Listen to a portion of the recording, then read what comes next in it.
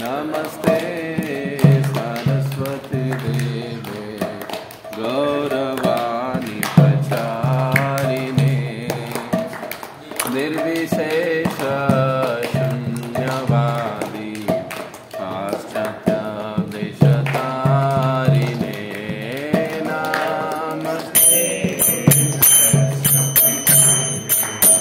गौरवाणी प्रचारिणे निर्विशेष शून्यवादी पाश्चात्य देशतारिणे जय श्री कृष्ण चैतन्य प्रभो Nityanand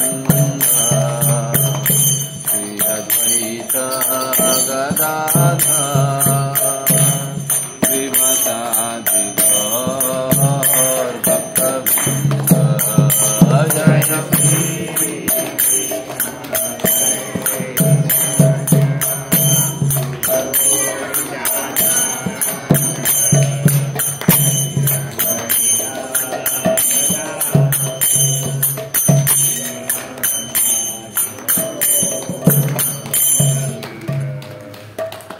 Hare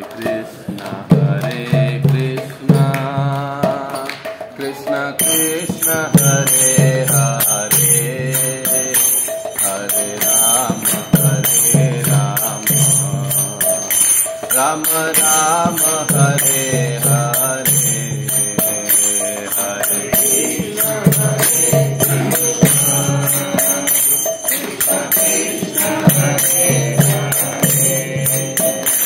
Hare Rama,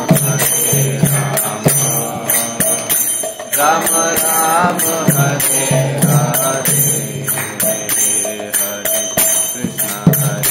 Krishna, Krishna Krishna, Hare Hare, Hare Rama, Rama Rama, Hare Hare, Hare Krishna, Hare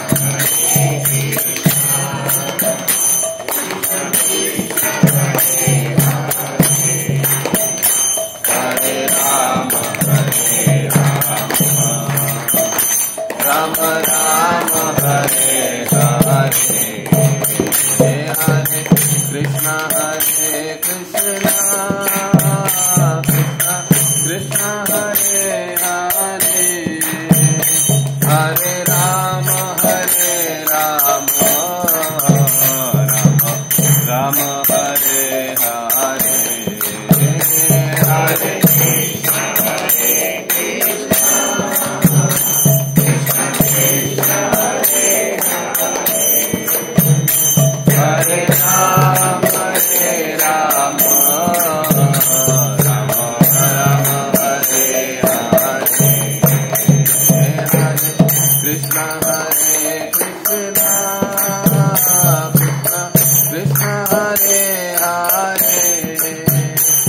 Hare Rama,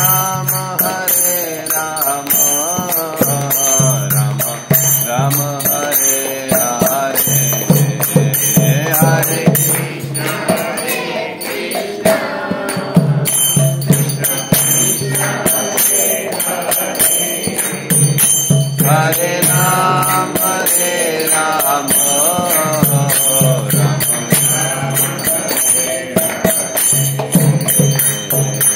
Hare Krishna, Krishna Krishna, Hare Hare, Hare Rama, Rama Rama, Hare Hare, Hare Krishna, Hare Rama,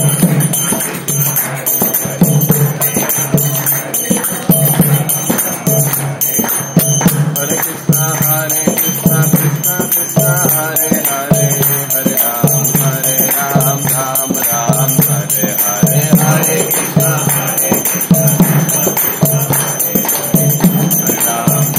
Ram, Ram Hare Krishna, Krishna Krishna, Hare Hare, Hare Ram, Ram Hare Hare, Hare Krishna, Krishna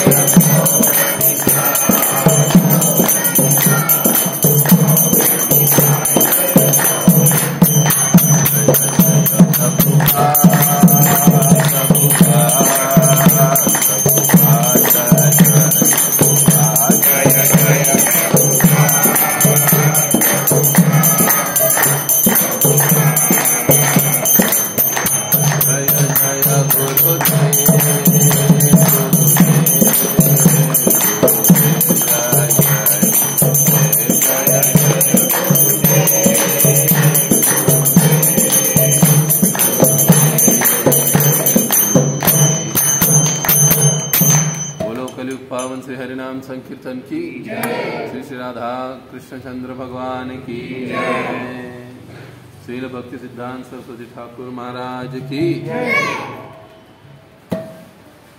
ओम अज्ञानतिमिरन्धस्य ज्ञानाञ्जनशलाकया चक्षुरुन्मिलितं येन तस्मै श्रीगुरवे नमः। श्रीचैतन्यमनोभीष्टं स्थापितं येन भूतले स्वयं रूपा कदा मह्यं ददाति स्वपदान्तिकं। वन्देऽहं श्रीगुरौ श्रीयुतापदकमलं श्रीगुरुन् वैष्णवांश्च श्रीरूपं साग्रजातं सहगना रघुनाथान्वितं तं सजीवं साद्वैतं सावधूतं परिजनसहितं कृष्णचैतन्यदेवं श्रीराधा कृष्णपादान् सहगना ललिता श्रीविशाखान्वितांश्च।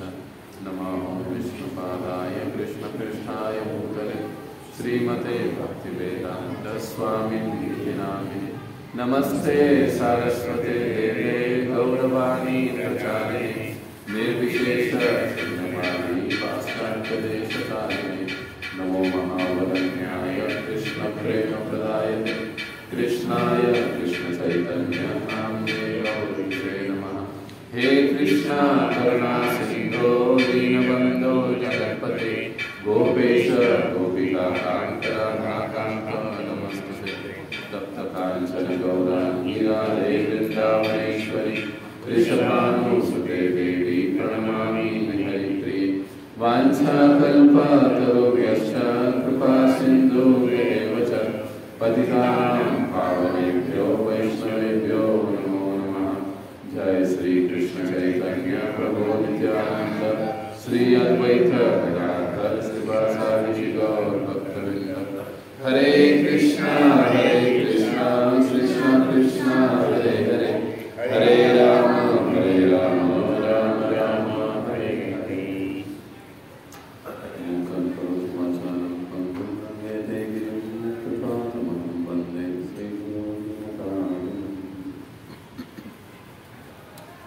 हरे कृष्णा।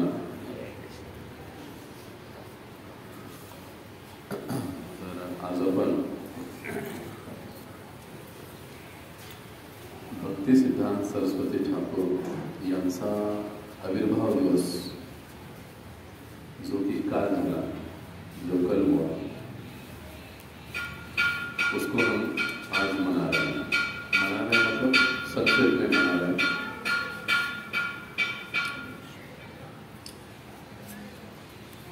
और आज हम भक्ति सिद्धांत सरस्वती ठाकुर जी के जीवन के बारे में थोड़ा कुछ जानने की समझने की कोशिश करें।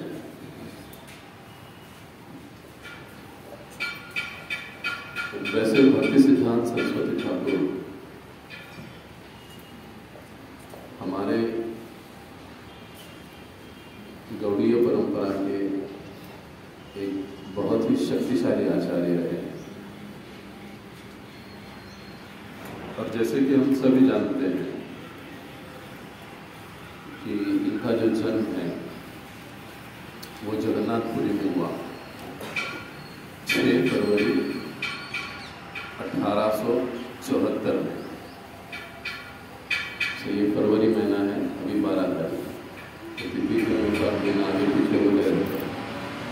तो कल यह हमारे इस्कॉन के सभी मंदिरों में काफी जोरदार तरीके से मनाया गया भक्ति सिद्धांत सरस्वती ठाकुर जी का आविर्भाव दिवस। अब आविर्भाव का मतलब क्या होता है? जन्म होना, हमारे सीधी भाषा है। और तिरोभाव का मतलब क्या होता है? मतलब इस जगत को छोड़कर जाना। तो आज यानी कल उनका जन्मदिन था, अवतरण दिन था। ये भक्ति विनोद ठाकुर जी के, जो हम पीछे फोटो देख रहे हैं, उनके पुत्र थे। भक्ति विनोद ठाकुर जी के 13 संतान थी और उनमें से एक ये भक्ति सिद्धांत सरस्वती ठाकुर जी। अब भक्ति भक्ति विनोद ठाकुर जो कि जिन्होंने उनका एक सपना था जो उन्होंने देखा था कि विश्वव्यापी संगठन बनाए, एक आध्यात्मिक आंदोलन कृष्ण भक्ति का, ऐसा उनका सपना था भक्ति विनोद ठाकुर जी का। और उसके लिए केवल सपना ही नहीं था उनका, उसके लिए वो मेहनत भी करते। एक बात होता है सपना होना और दूसरा होता है उसके लिए मेहनत करना। तो आज हम पाश्चात्य जगत में जितना प्रचार देखते हैं, विशेष रूप से अंग्रेजी भाषा में, इसका सबसे पहला शुरुआत जो है वो इनके पिताजी भक्ति विनोद ठाकुर जी ने किया। उस समय भक्ति विनोद ठाकुर जी मतलब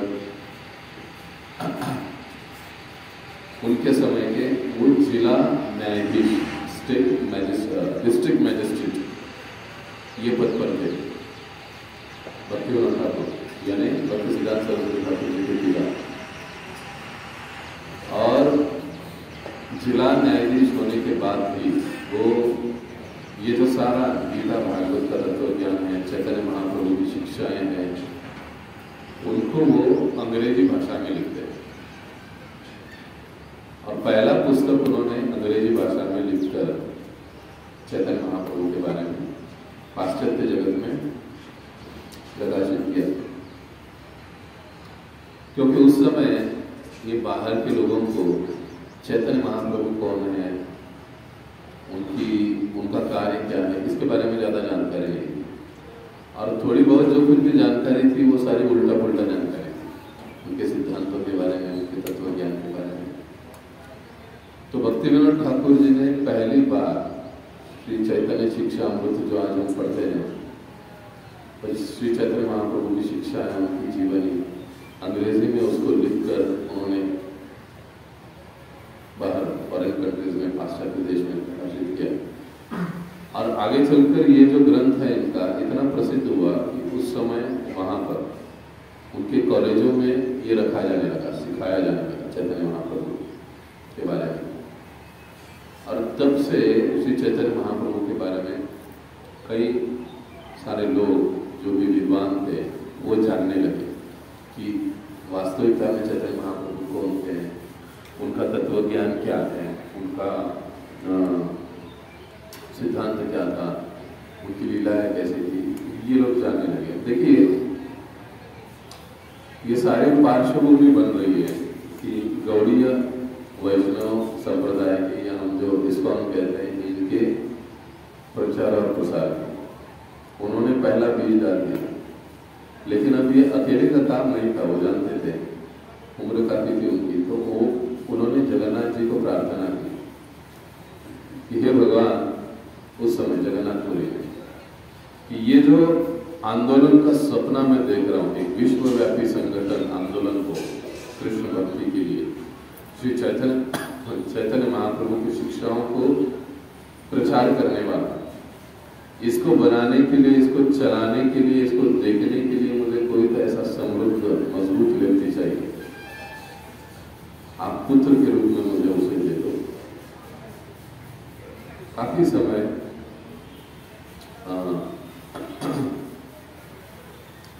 भक्ति विनोद ठाकुर जी जगन्नाथ जी को प्रार्थना करते रहे। और फिर अंत में वो समय आ गया कि जगन्नाथपुरी में 6 फरवरी 1874 में भक्ति सिद्धांत सरस्वती ठाकुर जी का जन्म हुआ। जब उनका जन्म हुआ तो उस समय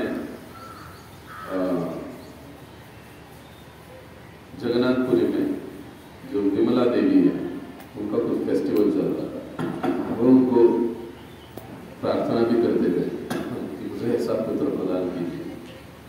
तो जब पुत्र हुआ, उस समय फेस्टिवल भी चल रहा था, तो उन्होंने देखा भक्ति विनोद ठाकुर जी ने, और फिर उनका नाम उस समय बचपन में विमला प्रसाद रख दिया।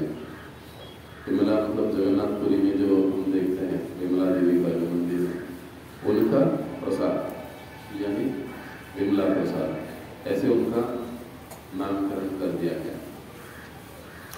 उस समय जब इनका जन्म हुआ तो भक्ति विनोद ठाकुर जी यानी इनके पिताजी जगन्नाथ मंदिर का जो अधीक्षक थे, पूरे मंदिर की देखभाल वगैरह सारा कुछ उनके हाथ में था। थे जिला न्यायाधीश थे, लेकिन वो सारी व्यवस्था सरकार की ओर से देखने की जिम्मेदारी उनकी थी। तो फिर वे पूरे जगन्नाथ मंदिर को उन्होंने बहुत अच्छे से डिसिप्लिन से मराठी म्हणतो एकदम शिस्तबद्ध रीतीने त्याला चालवलं, त्याला रूप दिलं। भोग का समय व्यवस्थित किया, आरती का समय व्यवस्थित किया, बहुत सारी सेवाएं उन्होंने वहां पर की और इस प्रकार से वे काफी समय तक जगन्नाथ मंदिर की सेवा करते रहे। अब जब कुछ 6 महीने के थे विमला प्रसाद, उस समय रथ यात्रा आई। मतलब आप देखिए फरवरी, मार्च, अप्रैल, मई, जून और लगभग जुलाई में रथ यात्रा होती। 5-6 महीने का दिन आए उस समय। तब जब जगन्नाथ जी का रथ यात्रा निकली, तो आज भी हम देख सकते हैं जगन्नाथपुरी में गए तो भक्ति विनोद ठाकुर जी का कुटी या घर, वो जगन्नाथ जी का जो भी रथ निकलता है, रथ यात्रा का जो मार्ग है, उसी मार्ग पर वो उनका कुटी, उनका घर है। तो जब रथ यात्रा निकली, तो रथ यात्रा निकली, जगन्नाथ जी का रथ आगे चल रहा है, बराबर उस समय वो रथ जो है जगन्नाथ जी का, वो इनके घर के सामने आकर रुक गया। बहुत प्रयास करने लगे उस रथ को खींचने का, आगे लेने का, लेकिन जगन्नाथ जी का रथ बिल्कुल भी हिला नहीं। सब लोग परेशान हो गए, क्या किया जाए, क्या किया जाए। तब दौड़े दौड़े भक्ति विनोद ठाकुर आगे आए। उन्होंने जगन्नाथ जी का दर्शन किया और अपने छोटे बच्चे को भी लेकर आए और उन्होंने सीधा जगन्नाथ जी के नीचे यानी रथ के पहिए के पास उसको विमला प्रसाद जी को रख दिया और वहां पर रख दिया तो उनका जो सर है वो पहिए से लग गया। सर पहिए से लग गया, इतने में रथ हिल गया। जैसे ही उठाने लग गए, जगन्नाथ जी की माला उनके गले में पड़ गई। भक्ति विनोद ठाकुर जी को बहुत आनंद हो गया, अरे जगन्नाथ जी का आशीर्वाद मिल गया मेरे पुत्र को, ये आगे चलकर बहुत बड़ा प्रचार करेगा। और जैसे ही उनके माथे का स्पर्श उसको हुआ, रथ तुरंत वहां से चल पड़ा। ऐसी बचपन से ही भक्ति सिद्धांत सरस्वती ठाकुर जी का, विमला प्रसाद जी का एक अलग ही उनका प्रभाव था। जैसे आगे बड़े होते हुए स्कूल में गए तो हमको जानकर आश्चर्य होगा कि उम्र के 7वें साल में उनको पूरी भगवद गीता याद थी। पूरी भगवद गीता उनको याद थी। वो टीका टिप्पणी के साथ भगवद गीता बता देते थे, सिर्फ श्लोक नहीं, श्लोक का अनुवाद सब कुछ एक साथ बता देते थे। बिल्कुल मतलब ऐसे कुछ भी आगे पीछे नहीं। जितनी कम उम्र में उन्होंने शिक्षा लेना आरंभ किया, संस्कृत के मास्टर बन गए, गणित के मास्टर बन गए, उसके बाद खगोल शास्त्र के मास्टर बन गए, और कम जो हम आजकल ज्योतिष शास्त्र पढ़ते हैं, ज्योतिष शास्त्र में भी ये मास्टर कहे जाते हैं। सिर्फ कहने की बात नहीं, ये हम लोग नहीं बोल रहे। आज भी अगर हम लोग गौड़ीय मठ में जाते हैं, भक्ति सिद्धांत सरस्वती ठाकुर की कई सारे पारितोषिक हमको दिखते हैं, कई सारी पदवियां हमको मिली अलग अलग प्रकार उनके समय में। सूर्य सिद्धांत नाम का एक ग्रंथ है जो किसी को पढ़ने पर समझ में नहीं आता, लेकिन ये भक्ति सिद्धांत सरस्वती ठाकुर उम्र के कुछ 10वें-12वें साल में उन्होंने उसके ऊपर टीका लिख दी और इतनी सरल भाषा में उन्होंने समझा दिया उसमें का सब कुछ सिद्धांत, तो सभी लोगों का आश्चर्य हो गया। और उसमें उनका कहा मतलब उनका जो कहते ना भविष्यवाणी इतनी परफेक्ट होती थी, ऐसे कहा जाता है उनके जीवन चरित्र में कि वो आकाश की ओर देखकर ये पता लगाते कि अब इस पेड़ को यदि कोई फल लगा है तो वो फल कौन से समय में, कौन से घड़ी में, कौन से प्रहर में नीचे गिरेगा, इतना एग्जैक्टली वो बताते हैं। अगर कोई किसी जन्म को लेकर किसके सामने कोई माता उनको जाती थी तो वो बराबर समय ऐसा उनका परफेक्ट भविष्य होगा। तो इतने उसमें वो मास्टर थे। कई सारी भाषाएं वो बोलना भी जानते थे, उसमें से अंग्रेजी प्रमुख थी। क्योंकि जब भक्ति सिद्धांत सरस्वती ठाकुर बड़े हुए, प्रचार संभाला उन्होंने, उस समय अंग्रेजों का राज था। जब कोई अंग्रेज अधिकारी इनके साथ बात करने के लिए आता तो कई बार ऐसे शब्दों का प्रयोग भक्ति सिद्धांत सरस्वती ठाकुर करते कि उनको भी अपना सर खुजाना पड़ता कि इस शब्द का मतलब क्या है। तो फिर वो बताते कि ये शब्द इस डिक्शनरी में इसका ये मतलब बताया गया है, ऐसे वो बताते थे। अब डिक्शनरी में ज्यादा से ज्यादा कितना शब्द होते हैं? 5,000, 10,000। लेकिन ये बताया जाता है कि भक्ति सिद्धांत सरस्वती ठाकुर जी के दिमाग में 50 लाख से ज्यादा शब्द का भंडार है। कोई भी शब्द आप उनको पूछ लो, वो यूं उसका अर्थ आदि सब कुछ बता देंगे। उसका ग्रामर, उसका व्याकरण, उसका धातु, उसके सारे मतलब, अलग अलग दृष्टिकोण से उसका मतलब, अलग अलग आचार्यों के द्वारा जो भी मतलब है, वो सारी चीजें वो झटके में बता देंगे। इतने विद्वान भक्ति सिद्धांत सरस्वती ठाकुर थे। अब 74 के बाद 1905 का समय आ गया। 1905 के समय में अब भक्ति विनोद ठाकुर जी काफी बूढ़े हो चुके थे और भक्ति विनोद ठाकुर जी यानी अपने पिता के सेवा कार्यों में वो उनको मदद किया करते। आज हम जो बैक टू गॉड हेड पढ़ते हैं, भगवत दर्शन, साहू देवासिया गावा, उसकी शुरुआत सबसे पहले किसने की थी जानते हैं? किसने की?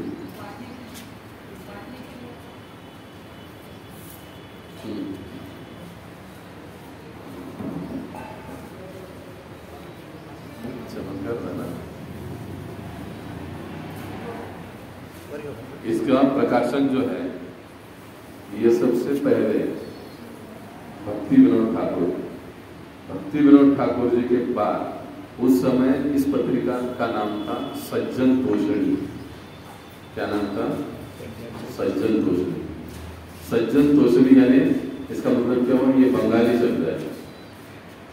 सज्जनों का हाँ, सज्जनों का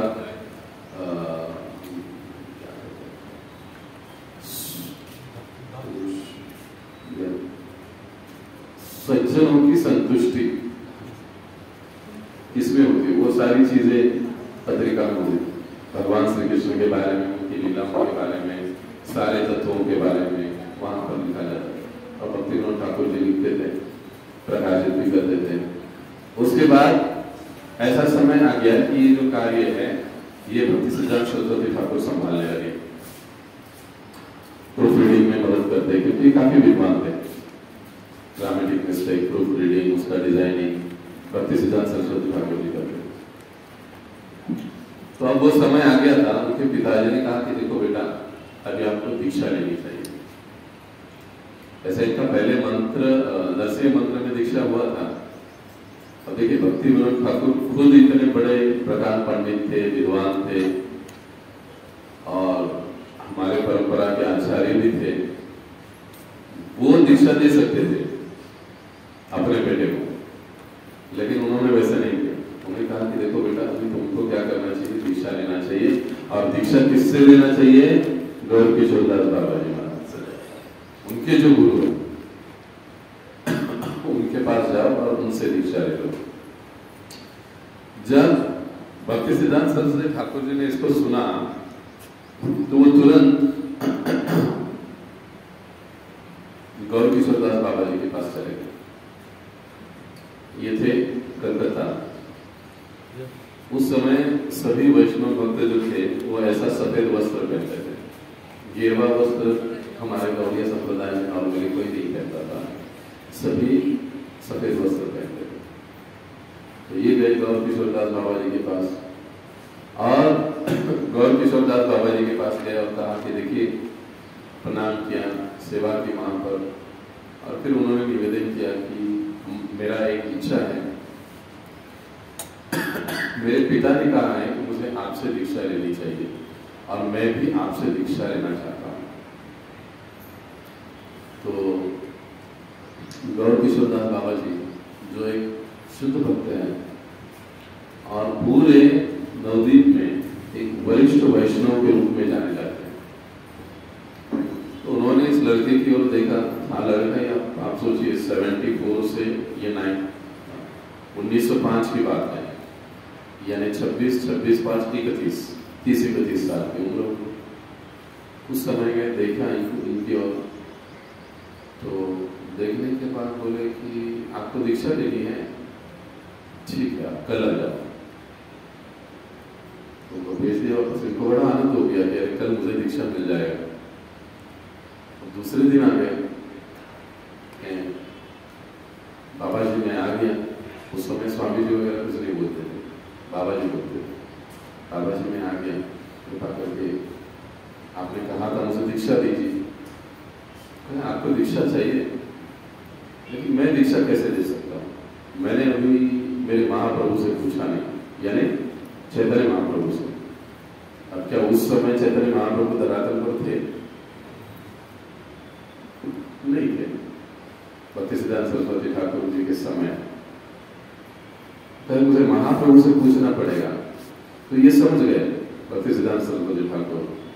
और गौर किशोर दास बाबा जी ऐसे भक्त थे कि चैतन्य महाप्रभु आदि पार्षद जाने के पश्चात भी वो उनसे वार्तालाप करते थे।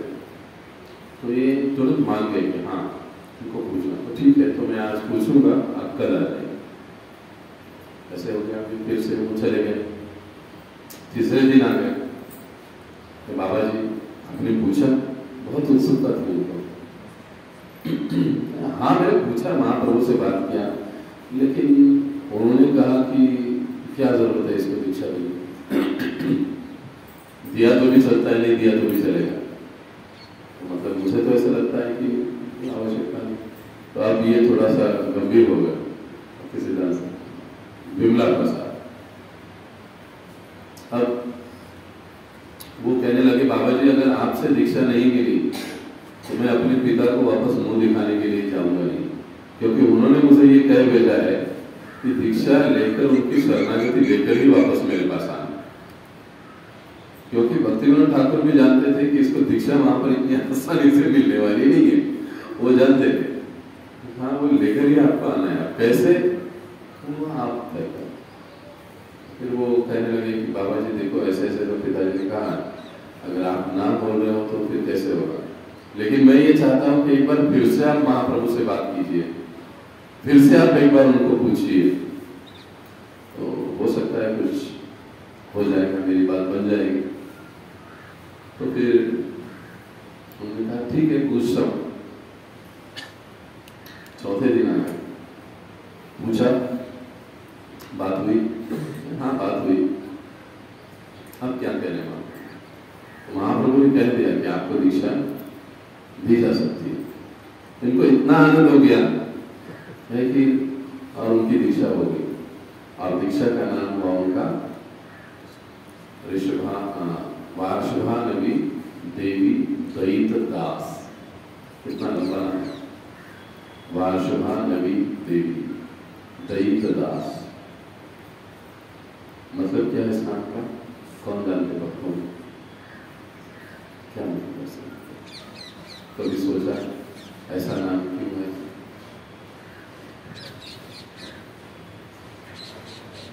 अब एक आपको छोटी सी कथा बताता हूँ, इनकी कथा। एक बार भक्तिसिद्धांत सरस्वती ठाकुर अपने शिष्यों के साथ वृंदावन परिक्रमा के लिए गए थे। भक्तिसिद्धांत सरस्वती ठाकुर जी के कितने शिष्य थे जानते हैं? 10,000 ब्रह्मचारी शिष्य।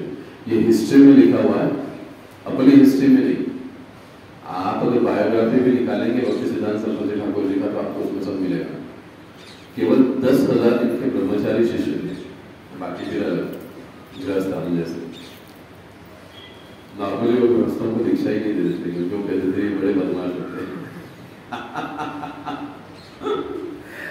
तो इतने शिष्यों को लेकर वो वृंदावन परिक्रमा में गए और राधा कुंड के स्थान पर रुक गए। वहां पर कई सारे शिष्य थे उनके साथ थे। तो उनमें से एक शिष्य राधा कुंड की परिक्रमा कर रहा था। तो उन्होंने देखा, वो दूसरे शिष्य ने देखा, वो कहने लगा कि गुरु महाराज, ये जो भक्त है देखो कितना गंभीर है, कितना अच्छा है, ये राधा कुंड की परिक्रमा कर रहा है। तो भक्ति सिद्धांत सरस्वती ठाकुर बोले, हाँ बिल्कुल सही बात है, लेकिन उसमें और हम में एक फर्क है। तो अब ये शिष्य गड़बड़ा गया, फर्क क्या हो सकता है? हम दोनों भी शिष्य है आपके, वो परिक्रमा कर रहा है। कहे वो परिक्रमा कर रहा है इसलिए क्योंकि राधा रानी को राधा कुंड बड़ा प्रिय है, सॉरी कृष्ण को राधा कुंड बड़ा प्रिय है, इसके लिए वो परिक्रमा कर रहा है राधा कुंड की। और हम लोग क्या करते हैं? तो वो सोचने लगा, क्या महाराज जी? पूछने लगा कि हम लोग कृष्ण का पूजन क्यों करते हैं? हम लोग कृष्ण की भक्ति क्यों करते हैं? ये कभी सोचा? हम लोग कृष्ण की भक्ति क्यों करते हैं? बेसिक सवाल है। ऐसे सवाल उठपटांग पूछने चाहिए अपने आप से कि हम लोग कृष्ण की भक्ति क्यों कर रहे हैं? तो कहने लगे, हम कृष्ण की भक्ति इसलिए कर रहे हैं क्योंकि राधा रानी को कृष्ण ज्यादा प्रिय है। अगर राधा रानी को कृष्ण प्रिय ना होते तो हम कृष्ण की ओर देखते भी नहीं, इसलिए हम लोग कृष्ण की भक्ति करते हैं। अब वो परिक्रमा क्यों कर रहा है? कृष्ण को राधा कुंड प्रिय है। हम राधा कुंड की परिक्रमा क्यों करते हैं? कृष्ण कुंड की परिक्रमा क्यों करते हैं? क्योंकि वो राधा रानी को प्रिय है। यानी सीधे शब्दों में हम लोग राधा रानी के पार्टी के हैं, वो कृष्ण के पार्टी के हैं। सब बताने लगे। अब हम ये उदाहरण से क्या समझ रहे हैं? वार्षभानवी देवी दयित दास, इसको समझ रहे हैं? कुछ समझ में आ गया?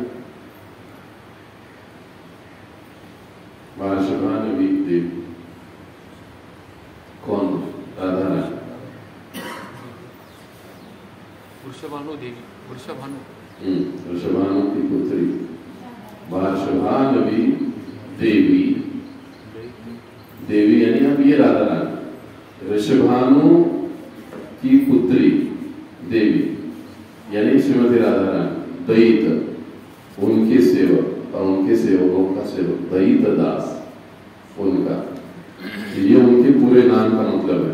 अब हम लोग जिस भाव से भजन करते हैं वो भजन हमारा, मतलब भक्ति सिद्धांत सरस्वती ठाकुर समझाते हैं कि ऐसे होना चाहिए।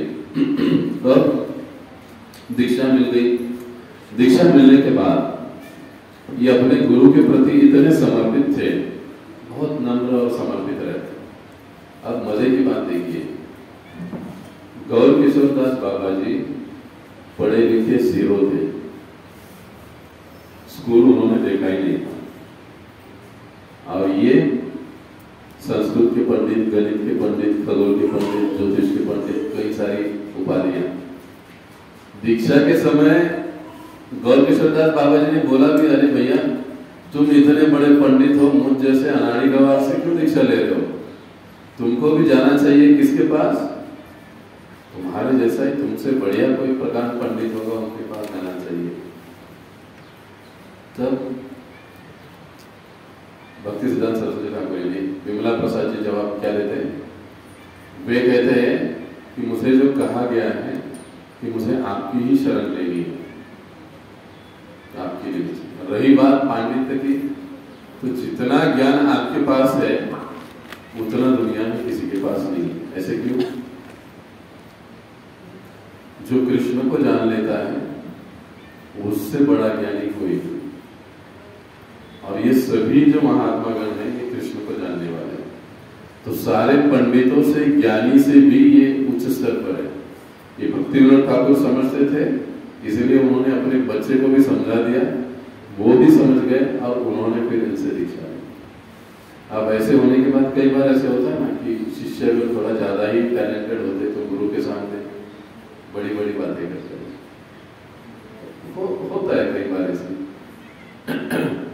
लेकिन भक्ति सिद्धांत सरस्वती ठाकुर, वार्षभा नवी देवी दयित दास अपने गुरु के सामने एकदम नम्र और समर्पित रहते हैं, काफी सारी उनकी सेवाएं करते हैं और उनके इसी स्वभाव के साथ कारण उनको अपने गुरु से विशेष आशीर्वाद मिला था। ये हम लगभग 1914 की बात करते हैं, जब गौर किशोरदास बाबा जी का अंतिम समय चल रहा था, लीला समाप्ति का समय। तो उस समय उन्होंने कहा कि देखो, एक आदेश दिया इनको भक्ति सिद्धांत सरस्वती, अभी सारे कार्यों को छोड़कर तुम परम सत्य का प्रचार करो, बस बाकी कुछ नहीं करना है तुमको। आगे चलकर 1914 में उनके पिताजी भक्तिविनोद ठाकुर जी का देहांत हो गया। काफी दुखी हो गए क्योंकि उनका सारा जो एनर्जी था वो उनके पिता से था। पिता उन्होंने बहुत बढ़िया तरीके से इनको ट्रेन किया, भक्ति सिद्धांत सरस्वती ठाकुर जी। इसलिए भागवत कहता है कि व्यक्ति को तब तक गुरु नहीं बनना चाहिए जब तक वो अपने शिष्य को भगवत धाम ले जाने में सक्षम न हो। एक व्यक्ति को तब तक पिता नहीं बनना चाहिए जब तक वो अपने बच्चे को आध्यात्मिक शिक्षा प्रदान करने में सक्षम न हो। एक व्यक्ति को तब तक शिक्षक या गुरु नहीं बनना चाहिए जब तक वो उसे ठीक से कृष्ण तत्व का ज्ञान देने में समर्थ न हो। किसी को तब तक माता नहीं बनना चाहिए जब तक वो अपने बच्चों को कृष्ण भक्ति देने में सक्षम न हो। ये भागवत कहता है। आजकल तो ये बातें रही नहीं, लेकिन भक्ति सिद्धांत सरस्वती ठाकुर जी और भक्तिविनोद ठाकुर इनके जीवन में हम लोग ये सारी चीजें देखते हैं। अब 1914 में पिता के देहांत के बाद ये जो सज्जन तोषणी पत्रिका चल रही थी, इसका वे सारा पूरा जिम्मेदारी के ऊपर आन पड़ी और फिर उन्होंने इसको प्रकाशन करना वगैरह चालू किया। और सबसे पहला हमारे संप्रदाय का पहला प्रेस 1914 के बाद इन्होंने स्थापन किया, भागवत प्रेस। आज हम लोग जो देख रहे हैं पीबीटी, भक्ति वेदांत बुक ट्रस्ट, इसका उगम स्थान यहाँ पर भागवत प्रेस नाम से स्थापना की। और फिर उस प्रेस की स्थापना के बाद उन्होंने सज्जन तोषणी का प्रकाशन उसी प्रेस से चालू किया। फिर उसके बाद कई सारे ग्रंथों का प्रकाशन वे करते रहे और आगे चलकर फिर आई थिंक 15 या 16 में गौर किशोरदास बाबा जी, उनके गुरु का भी वे भी इस धरातल को छोड़कर चले गए। वे काफी दुखी हुए और फिर इनके बाद जब उन्होंने अपने गुरु के आदेश को याद किया, 1918 में इन्होंने संन्यास ले लिया। 1918 अब संन्यास में भी एक थोड़ी कथा है। कथा क्या है कि संन्यास यानी उस समय हम लोग बाबा जी संप्रदाय में सफेद कपड़े में ही रहते सब लोग, गेरुआ वस्त्र था नहीं। तो कई बार क्या होता ना, लोग फर्क होता है ना, सफेद वस्त्रों को लोग निगलेक्ट कर देते हैं। वही अगर मेरे जगह सैफरॉन वाला आदमी बैठेगा तो फर्क पड़ता है, देखने का नजरिया, सुनने का नजरिया, सब कुछ बदल जाता है। तो उस समय जो कोई प्रचार हो रहा था कृष्ण भावना का, कृष्ण भक्ति का आंदोलन बढ़ रहा था, तो कई बार लोग इनको सुनकर निगलेक्ट कर देते थे। अरे ये तो सफेद वस्त्र में लोग हैं, इनके पास तो वैराग्य है ही नहीं। मतलब लोग वैराग्यों को कपड़े में ढूंढते थे, रंग में ढूंढते थे। तो भक्ति सिद्धांत सरस्वती ठाकुर सोचने लगे कि अरे भाई अगर हम लोग सफेद कपड़े पहन रहे हैं, इसके लिए अगर ये हमारी बात नहीं सुन रहे तो ठीक है, हम लोग रंग लेकर आएंगे। और फिर इनके समय से कई सारे बदलाव, एक आधुनिक बदलाव इन्होंने अपने संप्रदाय में, अपने पंथ में किए। और पहली बार उन्होंने अपने शिष्यों को सैफरॉन देने की विधि चालू किया। सैफरॉन, अब सैफरॉन देखिए, आपने देखा, कभी नोट किया, हर संप्रदाय का सैफरॉन अलग अलग है। भगवान, अगर हम मायावादियों को पास जाएंगे तो एकदम डार्क रेड कलर का होता है। बुद्धिस्टवादी लोगों का वहां पर जाओगे तो वहां पर उनका डार्क रेड होता है, और फिर जो मायावादी होते हैं उनका थोड़ा सा कम रेड होता है, लेकिन वो सैफरॉन किसमें नहीं आता। लेकिन प्राय हम लोग जो सैफरॉन यूज करते हैं वो सैफरॉन अलग प्रकार, वैराग्य दर्शाने वाला सैफरॉन, स्पेशली वो सैफरॉन कलर उन्होंने हमारे लिए चुना। उसका बहुत बड़ा हिस्ट्री है, मतलब है, उस पर हम लोग चर्चा नहीं करेंगे। लेकिन फिर ये कलर, मतलब सैफरॉन उस समय से यहाँ पर चालू हो गया। आहिस्ता आहिस्ता प्रचार इतना बढ़ गया, पूरे जीवन भर ब्रह्मचारी रहे। अच्छा, उम्र के 5 में इनके साथ एक घटना हुई। घटना क्या थी? उनके पिताजी आम का बॉक्स लेकर आए, टोकरी लेकर आए, तब उम्र 5 साल की थी, और उन्होंने आम की टोकरी लाकर रख दी घर में। और विमला प्रसाद छोटे थे, 5 साल के, उन्होंने उस टोकरी से आम उठा लिया और आम सीधे खा लिया। बच्चों का आदत होता है।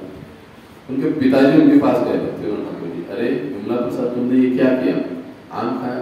हाँ, मैंने आम खाया, लेकिन हमने अभी तक तो भगवान को भोग नहीं लगाया, फिर आपने आम कैसे खाया? तो उनको बड़ा बुरा लगा। हम लोग होते तो क्या करते, बावरटा, मुर्गा, नफरत नहीं करते, आलू भोगने वाला खल्लन। वो उनकी समझाने का तरीका देखिए, यार आपने क्या किया? उन्होंने पूछा, मैंने आम खाया। अच्छा, आम खाया आपने, लेकिन आप कैसे आम खा सकते हो? अभी तो हमने भगवान को भोग भी नहीं लगाया। तो विमला प्रसाद सोचने लगे, अरे ये गलती कैसे हो गई मुझसे? उम्र के 5 साल में उस समय उन्होंने भगवान के सामने आकर एक प्रकार से प्रतिज्ञा की कि आज से जीवन भर में कभी भी आम नहीं खाऊंगा। और उन्होंने पूरा जीवन इस व्रत का पालन किया, वो कभी भी आम नहीं खाते। हालांकि उनके जो मठ थे, मठ में आम के सीजन में कई सारे आम होते, शिष्य लोग पेट भर भर के आम खाते, लेकिन इन्होंने कभी आम को हाथ नहीं लगाया।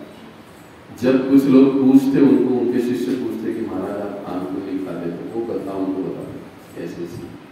मैंने उस समय अपने पिता के सामने, अपने भगवान के सामने मैंने बोला था अपने आम नहीं। लेकिन और एक थी मजे की बात कि उनको कैरी की चटनी बहुत अच्छी लगती, कच्चे आम की चटनी उनको बहुत पसंद होती थी। तो कई सारे उनके जो शिष्य, कुछ गृहस्थ शिष्य होते थे, तो उनके लिए वो कैरी की चटनी ला कर देते, उनको ऑफर करते। तो इस प्रकार से इतना उनका वैराग्य, इतना उनका दृढ़ निश्चय था, और पूरा जीवन में ब्रह्मचारी रहे, विवाह नहीं किया, नैष्ठिक ब्रह्मचारी। ये ऐसे गुरु या आचार्य रहे कि जिन्होंने सपने में भी कभी स्त्री चिंतन नहीं किया। अब आप कहोगे प्रभु जी, आप क्या उनके सपने में देखने के लिए गए थे? ऐसे आदमी कुछ भी सोच सकता है, लेकिन उनकी कथा जो आती है उनके ब्रह्मचर्य को साबित करने की, बहुत बड़ी कथा है आगे चलकर। उनके गुरु का जब देहांत हो जाता है उस समय की बहुत महान वो कथा है, तो वो भी बहुत बड़ी कथा है, उसको उतना तो हम लोग नहीं कर पाएंगे। लेकिन जैसे जैसे इन्होंने फिर 18 में संन्यास लिया, बहुत बढ़िया से उन्होंने प्रचार किया, पूरे भारत में 64 मठों की स्थापना की। 64 मठ, एक मंदिर संभालते संभालते हम लोग परेशान हो जाते हैं। वो अकेले 64 मठों को देखते थे, हालांकि उनके शिष्य भी होते थे, लेकिन सारा देख सारा व्यवस्था वो 64 मठों में वे करते थे। आज भी हम देखते हैं कि गौड़ीय संप्रदाय और कई सारे मठ हैं, और ये ऐसे एक गुरु थे, आचार्य थे कि 20वीं सदी के अनुसार उन्होंने ये सारे संप्रदाय को ढाल दिया। पहले लोग कहते थे कि साधु को, सन्यासी को समुद्र लांघ कर नहीं जाना चाहिए, लेकिन ये ऐसे गुरु थे कि इन्होंने अपने शिष्य को लंदन भेजा था कृष्ण भावना का प्रचार करने के लिए, कृष्ण भक्ति का। कई लोगों ने बहुत कठोर टीका की इनके ऊपर, लेकिन उन्होंने बिल्कुल किसी को ये नहीं किया, उन्होंने उसको मतलब करके ही दिखाया। और उन्हीं के नक्शे कदम पर चलते हम देखते फिर प्रभुपाद जी ने भी सन्यास के बाद वे भी फॉरेन कंट्री गए। तब सन्यासियों को 7 समुद्र लांघ कर नहीं जाना चाहिए वगैरह जो बोलते थे, तो फिर प्रभुपाद जी भी बाहर जाकर प्रचार किए, इतना वोट पे जाकर वो उन्होंने प्रचार किया।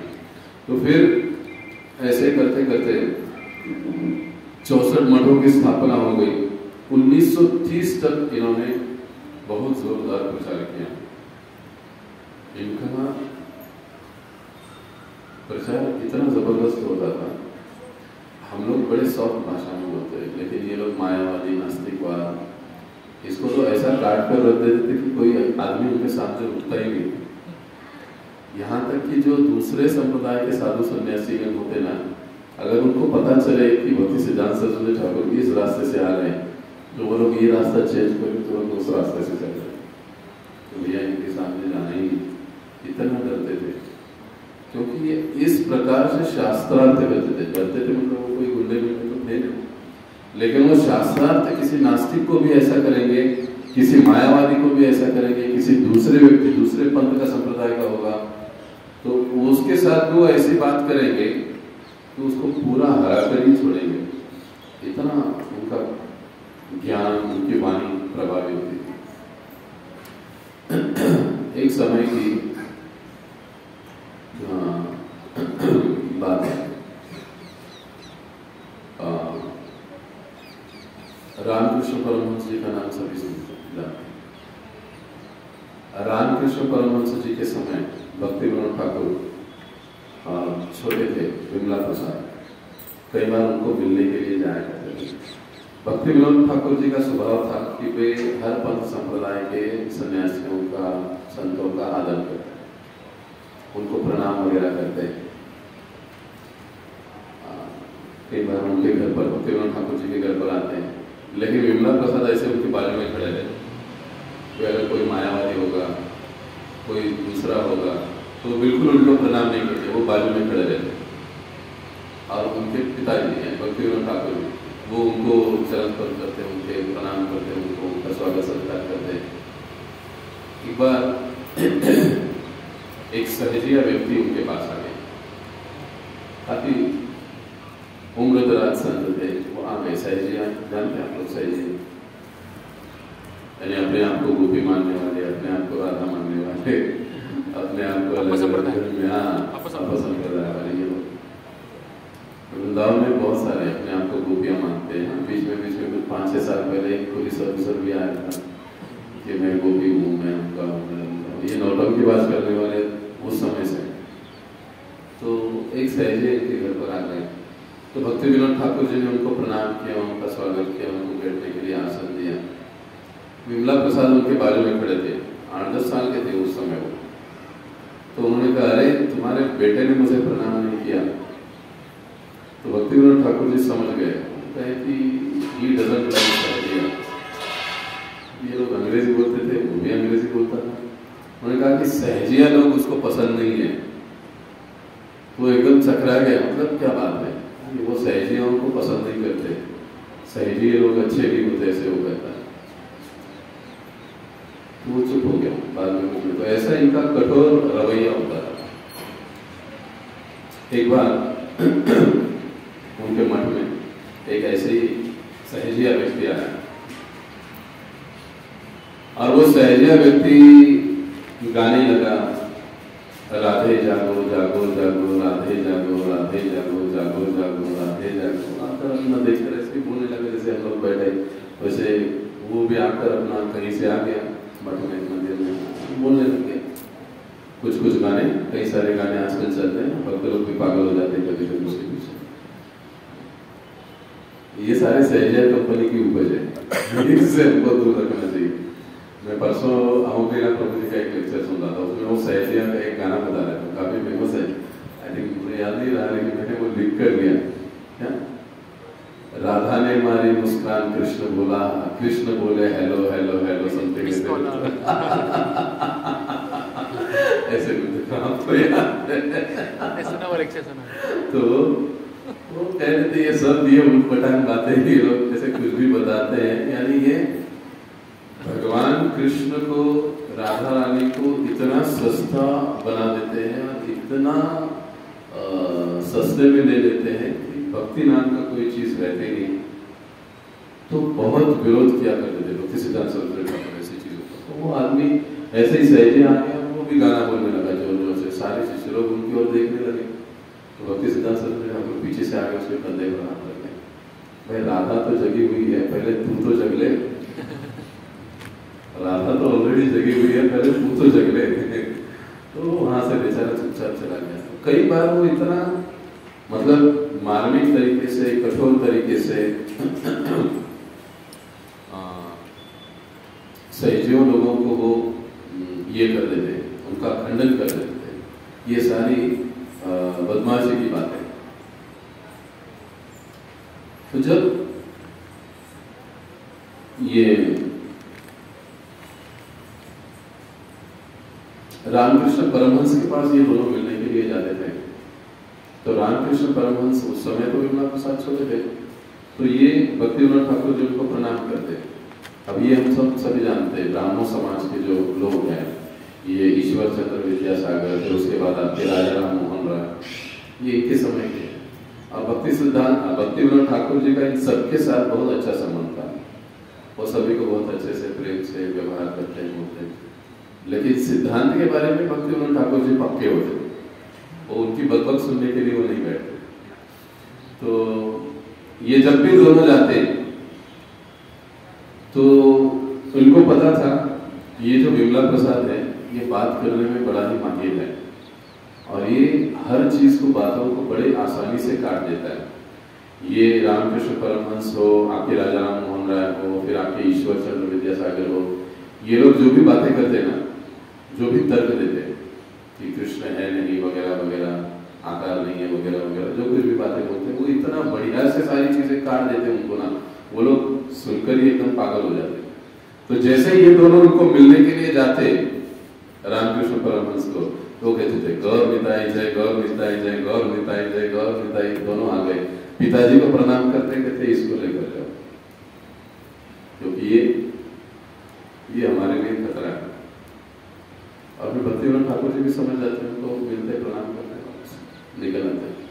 तो इस प्रकार से भक्ति सिद्धांत सरस्वती ठाकुर जी को उनके समय से, तो युवा अवस्था से ये लोग एक प्रकार से डरते थे। मायावादी तो डरते ही थे, उनके सामने कोई नहीं आता। एक बार इन्हीं के ईश्वर चंद्र विद्यासागर, काफी जाना माना नाम है, जो जानते हैं, वो लोग भी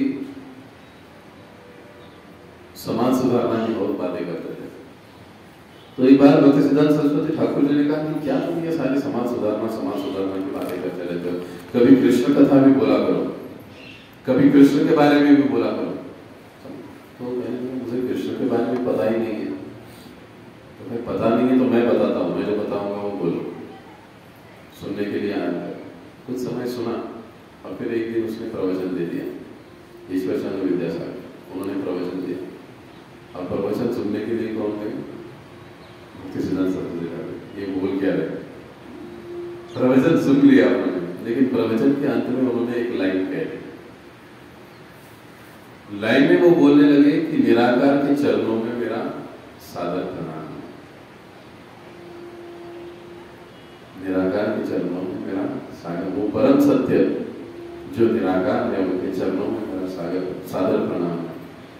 प्रवचन खत्म हो गया, सब लोग ऐसे वाक्यों पर बहुत ताली बजाते। वो नीचे आ गए, भैया बोला तुमने सब अच्छा, लेकिन ये आखिर में क्या बोला? परम सत्य निराकार के चरणों में मेरा प्रणाम है।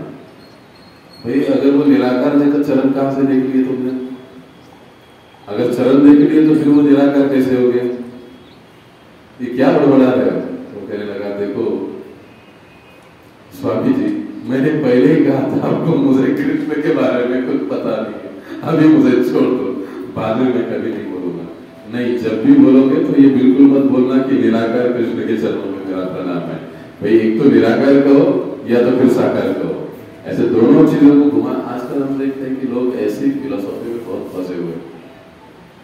निराकार भी कहेंगे फिर चरणों में प्रणाम भी करेंगे, निराकार भी कहेंगे और भोग भी लगाएंगे।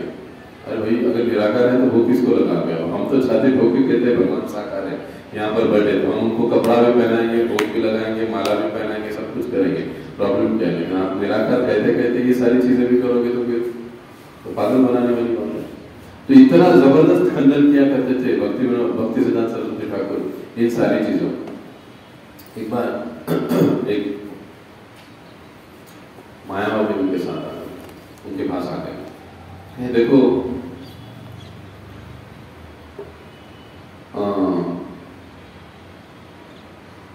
आप जो प्रचार करते हो भगवान साकार है, भगवान कृष्ण के बारे में, आपको ऐसा नहीं करना चाहिए। इतने सालों से हम लोगों को बता रहे हैं ऐसे कर रहे वैसे कर रहे, लेकिन मैं जो कह रहा हूँ शास्त्रों के आधार में कह रहा हूँ, दोनों का थोड़ा मान लो। तो उन्होंने कहा कि देखो, उन्होंने कहा उनका कि हम आपको चैलेंज करते हैं कि आप जब भी शास्त्रार्थ करोगे हम लोग आमने सामने करेंगे, चले कोई बात। तो वो आगे बहुत सी बातें हो गई, इतने बुरी तरीके से उनको हरा दिया कि ऐसा वर्णन आता है कि उन्होंने अपना मलमूत्र उसी स्थान पर त्याग दिया, जो ऐसा भाग गए कि वापस फिर से आए ही नहीं। ये थे भक्ति सिद्धांत सरस्वती ठाकुर। एक बार उनके मठ में बिच्छू निकला,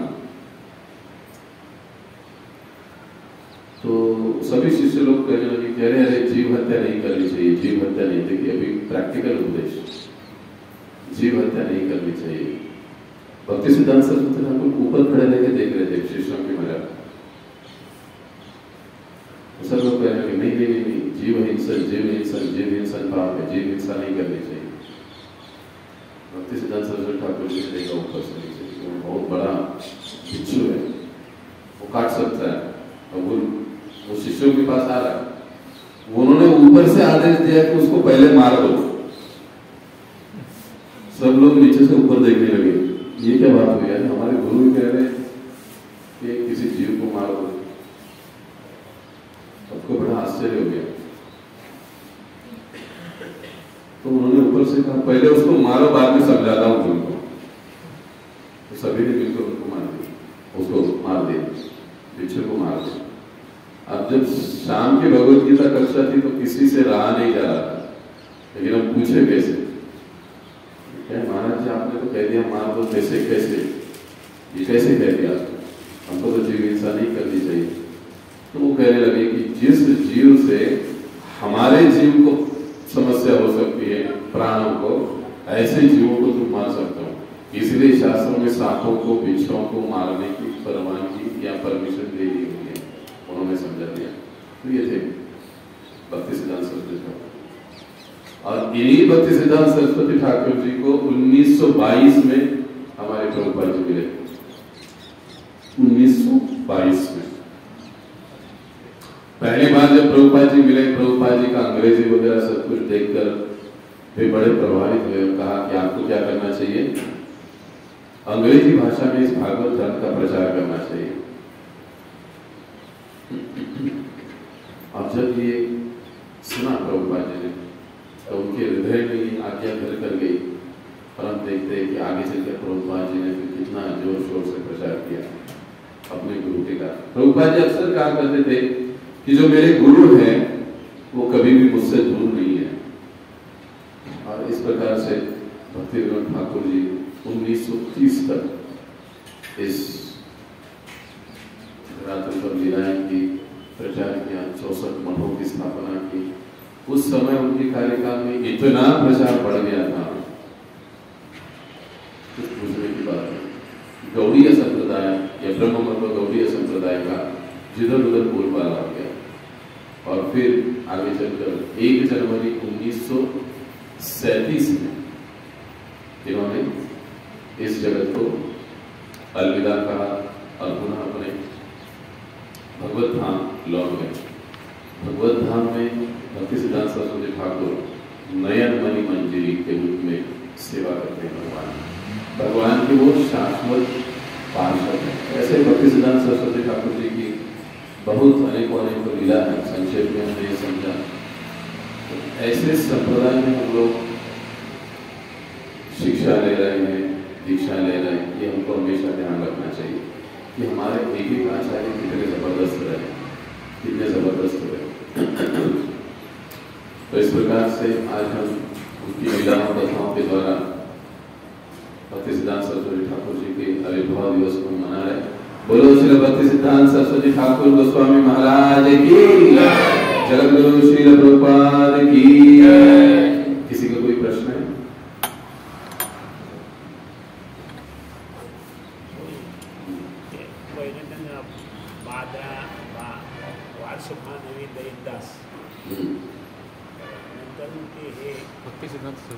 भक्ति सिद्धांत सरस्वती, भक्ति सिद्धांत सरस्वती ठाकुर, ये जो भक्ति सिद्धांत का पदवी है बहुत अच्छा है। जो हमने कहा सूर्य सिद्धांत ग्रंथ का उन्होंने अध्ययन करके प्रकाशन भी किया, उसके उपलक्ष्य में उनको ये उपाधि दी गई भक्ति सिद्धांत। जैसे प्रभुपाद जी को भक्ति वेदांत कहे जाते हैं, तो वैसे ये भक्ति सिद्धांत का एक उपाधि है जो इनको मिला था, इसलिए उनको भक्ति सिद्धांत सरस्वती गोस्वामी से कहा गया। ओके, तो यहाँ पर रुकेंगे। अब यहाँ के बाद यहाँ आगे मंत्र पुष्पांजलि होगी। आप सभी को थोड़े फूल दिए जाएंगे, हम लोग मंत्रों का उच्चारण करेंगे और फूल यहाँ पर आगे लाइन में आकर माता जी उस साइड से, प्रभु जी उस साइड से सामने पुष्प अर्पण कर सकते हैं।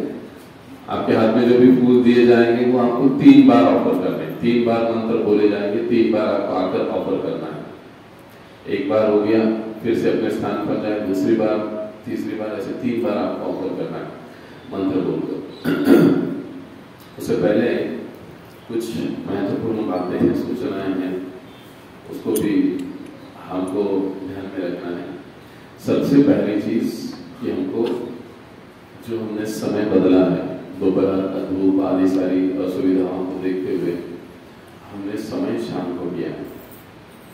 5 से 7 यहाँ से आगे कार्यक्रम चलेगा। 5 से 7 बजे, 7 बजे गौरांती के साथ कार्यक्रम समाप्त होगा। 7 बजे सभी के लिए प्रसाद होगा। अब बात यह है कि जब हम 5 कह रहे हैं तो प्रयास करना चाहिए सभी को समय पर आना।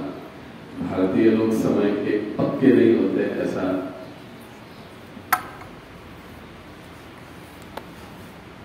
धब्बा है हमारे ऊपर। हमको ये डिसिप्लिन जो समय को, या ऐसे कह सकते हैं कि हम बाकी के कामों को हम ऑफिस में कितना समय पर जाते हैं क्योंकि वहां पर पंचिंग करना पड़ता है। ये हमको थोड़ा सा याद रखना चाहिए सभी को, हमको समय पर आना चाहिए और समय पर कार्यक्रम समाप्त होगा। तो इससे हमको समय की पालन करने की आदत लग जाती है।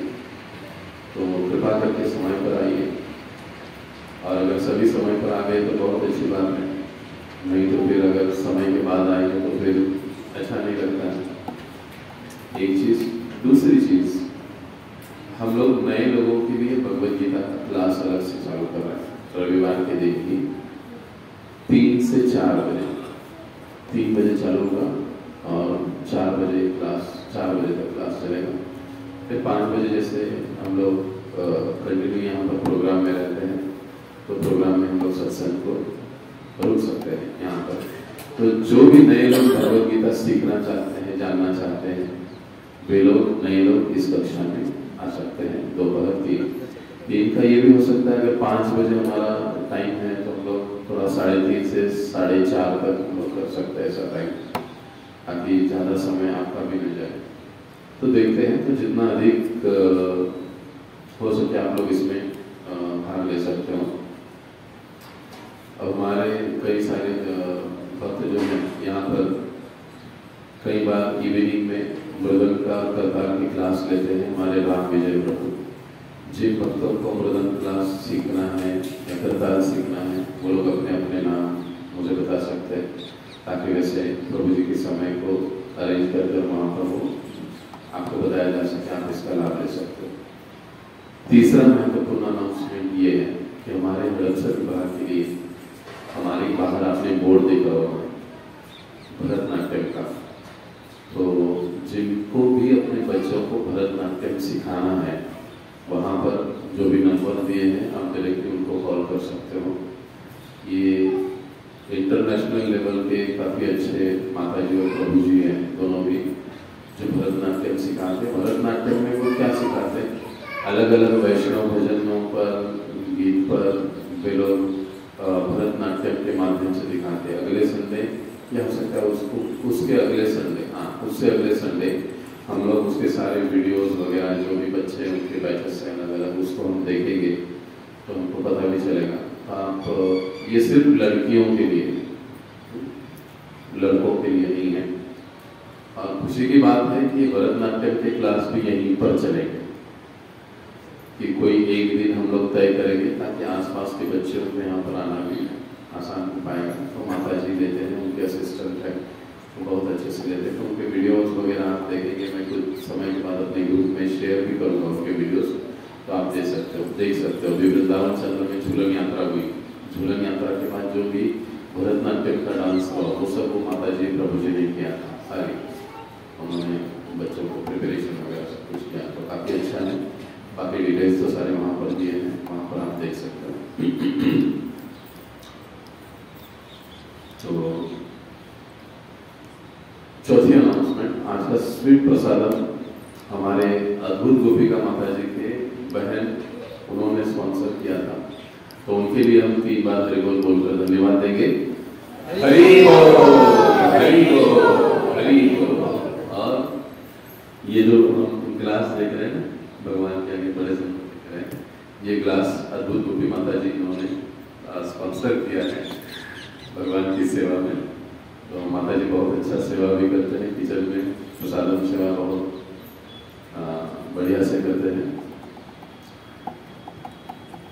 हम माताओं को भी उनसे थोड़ा सा सीखना चाहिए। बहुत बहुत धन्यवाद माता जी। तो यहाँ पर हम रुकेंगे, अभी पुष्पांजलि होगी, उसके बाद गौर आरती, बाद में प्रसाद होगा। Thank you very much. हरे कृष्ण।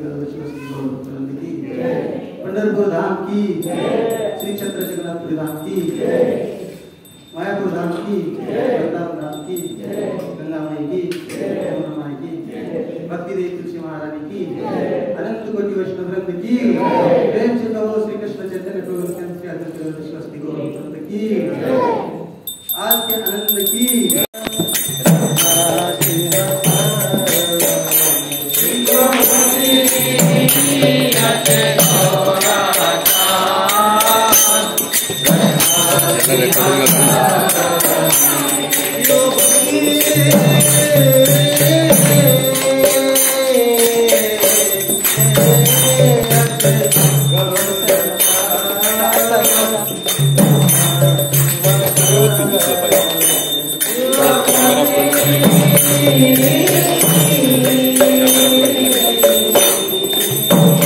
लगेगा।